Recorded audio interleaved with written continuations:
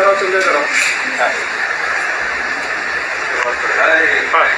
लोग थोड़ा सा रिटायर्ड है, इस वजह से कुटाई कर रहा हूँ। जी हाँ दोस्तों, आप सभी को बता दूं कि भोजपुरी के पावर स्टार पवन सिंह के पिताजी की आज पुण्यतिथि था और आज पवन सिंह ने बहुत ज़्यादा दान पुण्य किए और गरीबी सबको खाना भी बंटवाए। और ऐसा ही जो आप लोग पवन सिंह के आईडी पे जाकर देख सकते हैं कि बाकी आटू बाबा के बारे में पवन सिंह कुछ भी नहीं बोले हैं लाइव वीडियो में, और देना भी नहीं चाहिए कि पवन सिंह की सबको रिप्लाई, क्योंकि अब फालतू क्लब हुए हैं।